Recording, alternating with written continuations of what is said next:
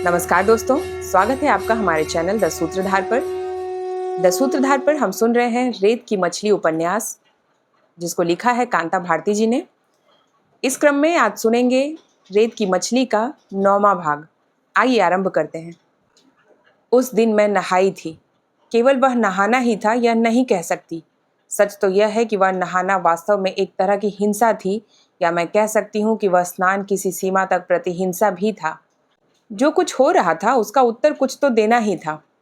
हाँ, वह उत्तर केवल एक तात्कालिक प्रतिक्रिया था, यह मैं आज कह सकती हूँ।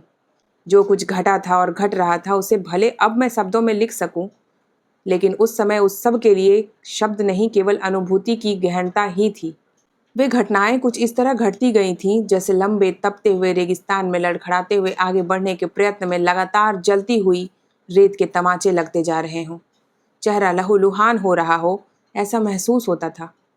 डायरी का वह पन्ना तब से कई बरस बाद का लिखा हुआ, तब की उस यातना का एकमात्र साक्षी है।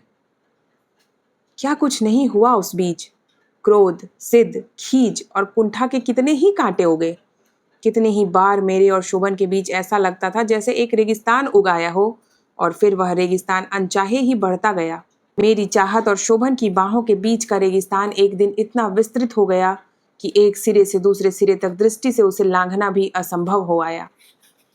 घटनाओं के थपेड़ों से चेहरे पर जो जलन पैदा हुई, उसी का बदला लेने के लिए डॉक्टर की हिदायत के बावजूद मैं बाथरूम गई और जी भर कर नहाया। उसी रात मुझे तेज बुखार हो आया। मन में उस बुखार से एक हल्का सा भय भी पैदा हुआ, लेकिन फिर मैंने सोचा ठीक है, अगर कुछ गड़बड़ भी होना है तो उसे हो जाना चाहिए। शोभन की माँ ने रात में शायद मुझे कराहते हुए सुना। बुखार बहुत तेज था। लगभग चीख कर उन्होंने कहा, तुझे नहाने को किसने कहा था? बच्ची का तो कुछ ख्याल कर।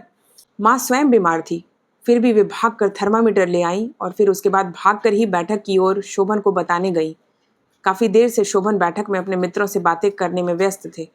कानों में लगातार आती उनकी आवाज से बेचैनी हो रही थी। माँ की आवाज सुनकर वे थोड़े अस्थिर हुए, फिर अपने आप को संभाल कर बोले, ठीक है, इसमें परेशानी की क्या बात है? ऐसे समय में थोड़ा बहुत बुखार आ ही जाता है। और फिर माँ, तुम्हारी भी तो तबीयत खराब है, लेटती क्यों नहीं हो? माँ कुछ समझी, कुछ नहीं समझी। हताश हो वापस लौट आई। मैंने सुना तो जी में आया कि मुंह में लगे थर्मामीटर के कांच को चबा जाऊं और फिर इस यातना का अंत हो जाए। वे फिर बातों में व्यस्त हो गए। बाहर आए हुए मेहमानों में शायद वर्मा जी भी थे, क्योंकि उनकी हंसी सुनाई दी। वे कम हंसते हैं और कम बोलते हैं, और मैंने अक्सर महसूस किया है कि अक्सर जब वो हंसते हैं तो शोभन बेचैन हो उठते हैं। मैंने बहुत बार महसूस किया है। शोभन कभी कभी यह महसूस करते हैं कि जिन वर्मा जी को उन्होंने बलात् अपने से छोटा बना दिया, उन्हीं वर्मा जी की एक हल्की सी हंसी उनका सर्वांग छोटा कर जाती है। शोभन का अपराध भाव तिलमिलाने लगता है। शोभन अच्छी तरह जानते हैं कि किस तरह से उनसे बहुत बड़े वर्मा जी स्वेच्छा से सिर्फ इसलिए उनसे छोटे हो गए कि वे शोभन की महत्वाकांक्षा को चुनौती देकर अपने को नीचे नहीं गिराना चाहते थे। वर्मा जी ने शिकायत का कभी एक शब्द भी नहीं कहा। शिकायत करना उनके रक्त में ही नहीं था। जो कुछ था उसे वह सहज स्वीकार कर लेते थे। उन दिनों की मुझे याद है जब वर्मा जी ने शोभन से कहा था कि किस तरह साहित्यिक मूल्यों के पुनरांकन के लिए वे एक ऐसी पुस्तकाकार पत्रिका निकालना चाहते हैं जिसमें लेख, कविताएं, रिपोर्टाज, लघु उपन्यास और कहानियां आदि सब कुछ हो, और जो लेखक का समग्र प्रतिनिधित्व करती हो। शोभन के चेहरे पर हमेशा जैसी एक कुटिल मुस्कुराहट आई थी। वह पुस्तकाकार पत्रिका कसौटी निकली थी। वर्मा जी ने रात रात जुटकर संपादित किया हुआ वह ग्रंथ शोभन को दिया था, और शोभन ने उसे प्रेस पहुंचा दिया था। हाँ, जब मुख पृष्ठ छपा तो मैंने भी देखा था। उस पर बड़े बड़े अक्षरों में संपादक के रूप में नाम था शोभन का, और वर्मा जी का नाम नीचे इस तरह छपा था जैसे वे मात्र सहायक रहे हों। वर्मा जी ने व्यंग से भी नहीं और यातना से भी नहीं, केवल एक निर्वेद भाव से हंसकर कहा था, शोभन, तुम शायद इससे भी ज्यादा बड़े हो। संपादकत्व तो तुम्हारे लिए छोटा है। अपने आप को इतना छोटा क्यों करते हो? शोभन बेहद पिटे हुए जैसे अपनी झेप मिटाने के लिए नाक पर से पसीने की बूंदें पोंछते हुए मुस्कुराए थे। वर्मा जी की हंसी के साथ साथ मेरी कल्पना में उभर आया कि फिर शोभन अपनी नाक पर आया हुआ पसीना पोंछ रहे होंगे। बुखार की तपन बहुत अधिक थी, इसलिए मैं कब सो गई मुझे पता नहीं चला। पूरा एक सप्ताह लगा मुझे बुखार से मुक्त होने में। बुखार के उन दिनों में कहाँ क्या होता रहा इसका मुझे होश नहीं था। मैं थोड़ा थोड़ा यह भी सोचने लगी थी कि शायद इस बुखार से मेरी मुक्ति का रास्ता मिले, लेकिन मुक्ति का रास्ता बुखार से नहीं निकला। बुखार धीरे धीरे उतर गया। हाँ, यह जरूर है कि अब शोभन थोड़े से तटस्थ हो चले थे।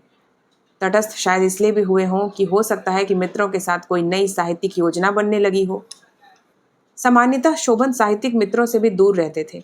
हाँ, उन्हें निकट बुलाया जाता था जब शोभन को अपनी महत्वाकांक्षा की कोई नई सीढ़ी चढ़नी होती थी। उस नई सीढ़ी का खाका उनके मन में तैयार हो गया था, इसलिए साहित्यिक मित्र दोबारा जुड़ने लगे थे।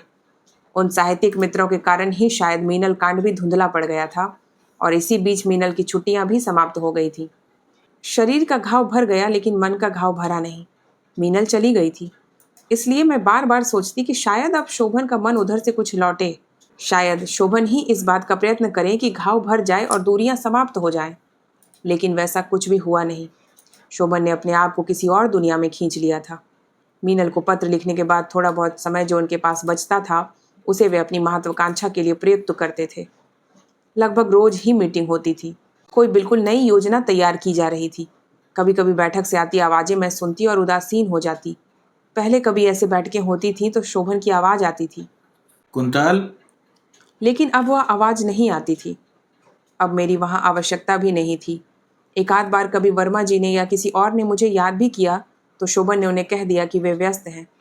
मुझे ऐसा लगता था जैसे उन दिनों उन्हें उन सभाओं में मेरे होने के कारण जो कुछ मिलता था उसकी पूर्ति हो गई थी। शोभन योजना बना रहे थे कि कलकत्ते में एक बड़ा सम्मेलन किया जाए जिसमें मानव मूल्यों और साहित्यकार के राजनीतिक दायित्वों पर बहस हो। उस सम्मेलन में बहस का आधार वह समूचा नवलेखन हो जिसे कसौटी में संकलित किया गया था। शोभन जानते थे कि यह काम भी अकेले उनके वश का नहीं था। बड़ी सावधानी से ऊपर उठने के लिए वे एक एक सीढ़ी तैयार कर रहे थे। बहस चूंकि सैद्धांतिक स्तर पर होनी थी, इसलिए शोभन जानते थे वर्मा जी के बिना काम चलेगा ही नहीं। रूमानी भावुकता के आधार पर सैद्धांतिक बहस शोभन के वश की बात नहीं थी। शोभन इस बात की योजना बना रहे थे कि विषय प्रस्तावना तो मामूली बात है, बहस का जवाब देना ज्यादा बड़ी बात है। इसलिए बहस का जवाब देने की जिम्मेदारी वर्मा जी संभालेंगे। मैं बारीकी से ध्यान देते आ रही थी कि सम्मेलन का आयोजन कौन करेगा और विषय प्रस्तावना कौन करेगा। इसे शोभन ने स्पष्ट नहीं किया था। जाहिर है कि विषय प्रस्तावना और संयोजन शोभन ने स्वयं बड़ी चतुराई से अपने आप ले ली थी। इस सम्मेलन के बारे में इस बार वे अंग्रेजी के अंतर्राष्ट्रीय पत्र जबान में भी काफी कुछ छपवाना चाहते थे।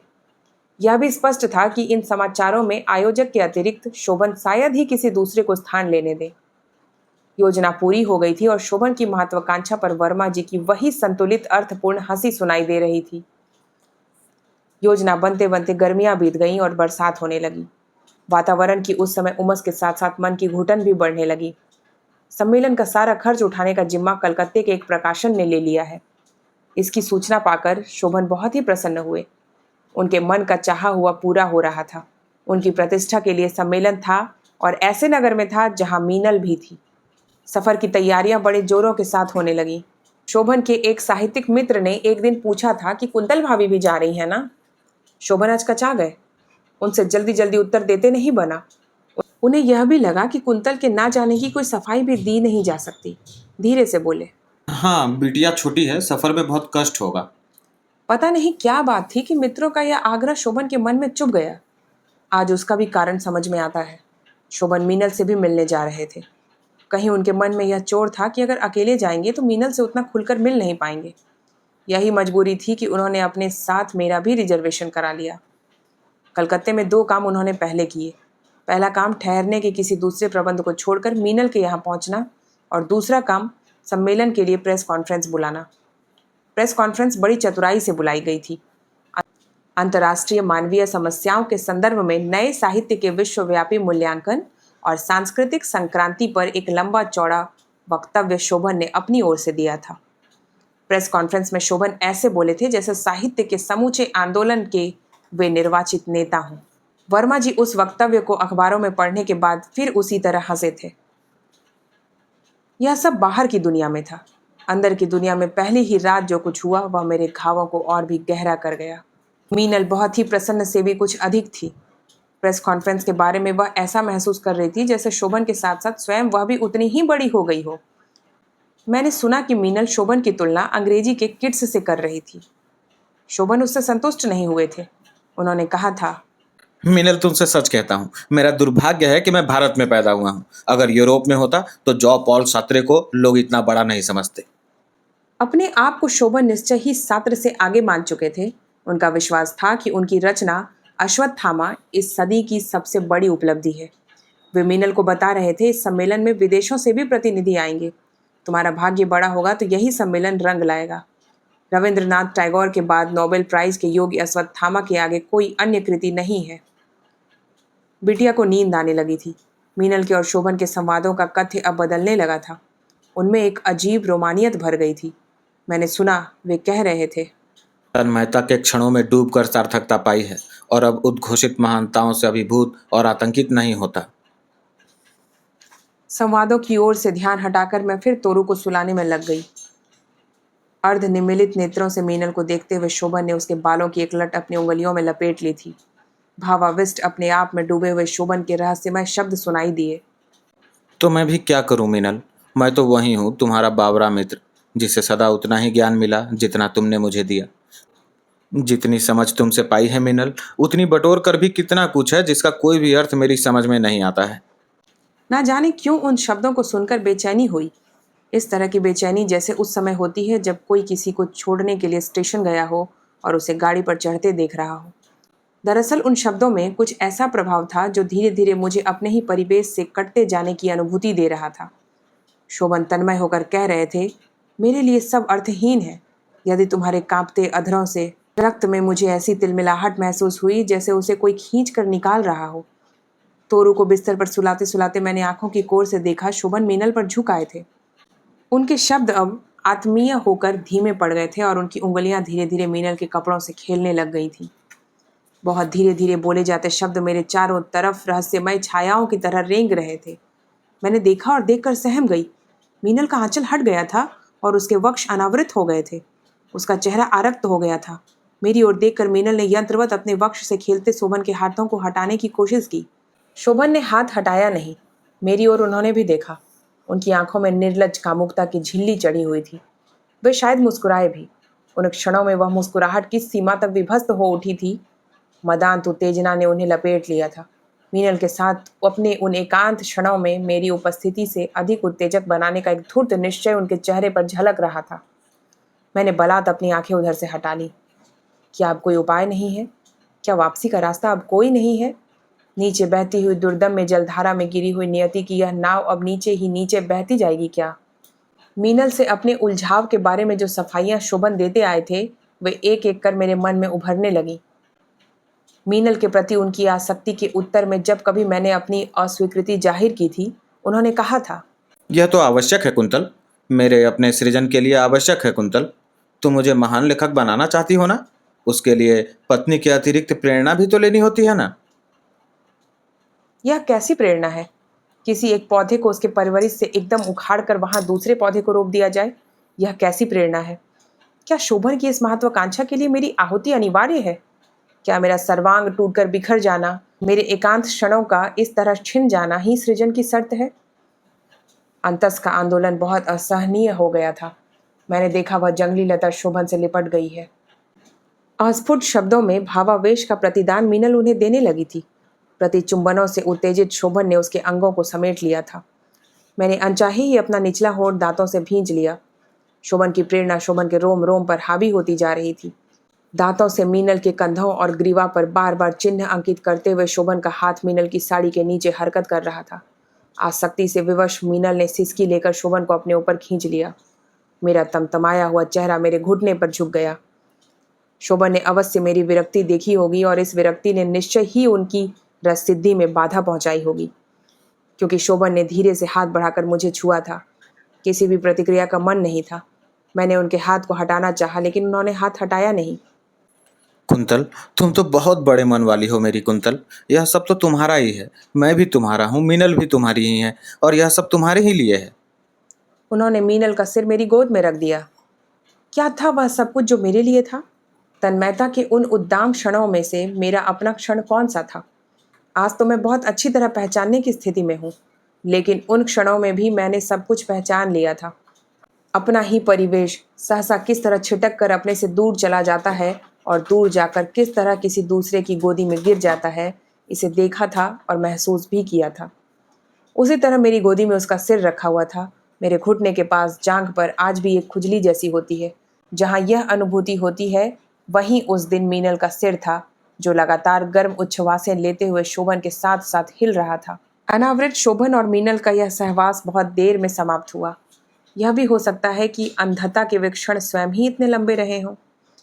अस्फुट उच्छ्वासें, डूबते उभरते शब्द और सृजन की कृत्रिम आयोजना के साथ ज्वार की तरह बढ़ती मेरी निराशाएं मुझे घेरती हैं। लहरें नियंत्रित होती जा रही हैं, मेरा वश नहीं है उन पर। लहरों ने मेरी विवशता को उछाल कर तट की बालू पर छोड़ दिया है। बाह उठा उठा कर मैं कुछ कहना चाहती हूँ, पर सुनता कोई नहीं सुनता।